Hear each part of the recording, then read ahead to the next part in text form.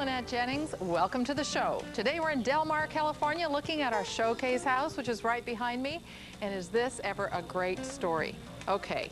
In Del Mar, you can only build on 25% of your lot. Think about the house you're sitting in right now, and think a quarter of your property. That's your house. You know what that means? Big architectural challenge. What you're looking at right now is sort of a Wrightian interpretation of a 2,000 square foot house sitting on a pie-shaped wedge lot that is very complicated. Now, what's Wright architecture? We're talking Frank Lloyd Wright, my buddy, and if you've watched the show lots of times, you'll know how much he was very much a role model for me architecturally. So when I saw this house and the scouting shots, I said, baby, I'm home. I'm here. Now, what is it I like about this architecture so much? Well, it's the roof lines, first of all. He tended to design his houses from the roof. He wanted long, low, lean lines that were part of the earth, part of the contour of the land. And what anchors that roof to the ground?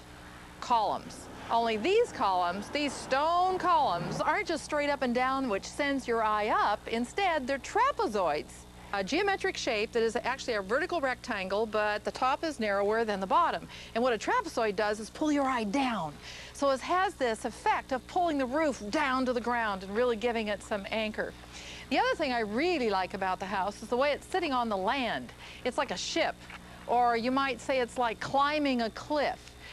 The roof lines tend to stack downward toward the wedge of land, and it brings you up. You know, when you live on the West Coast, you get the windswept Torrey pines that come off the ocean. You get the cliffs that tend to come out from the mainland and meet at the top, so you have a wonderful view. And the house tends to do that. It wants to climb up this sort of hillside and send you off into this gorgeous view up above.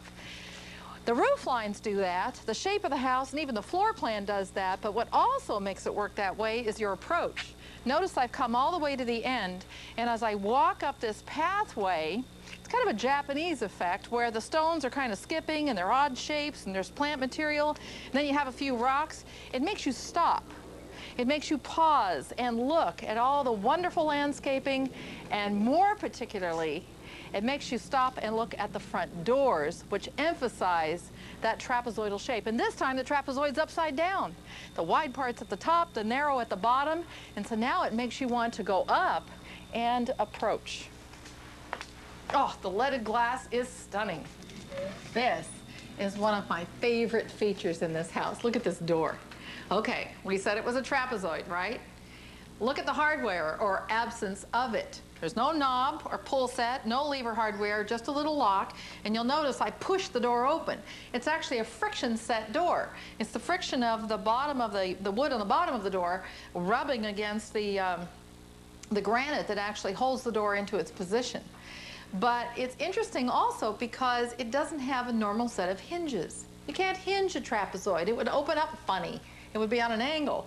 So if you look behind the door, when you open it, it actually exposes the outside through the back and the front of the door at the same time. It actually swivels on a pin, and it exposes the stone wall that comes all the way through the house. The other interesting thing about this door design is the leaded glass. You see, Frank Lloyd Wright, well, he wanted to be involved with every detail in and outside his houses, even to the extent where he influenced the furniture arrangement of a client's house. Now, that's probably going a little bit too far, but he did love windows. So what you're looking at here is very much the Frank Lloyd Wright pattern or approach to window design, which is all leaded glass. Now, of course, the current architect didn't copy Frank Lloyd Wright pattern. He created his own, but it is in the Frank Lloyd Wright style. When we come back, we're going to look at the rest of the house and see that it is just as exciting as the exterior.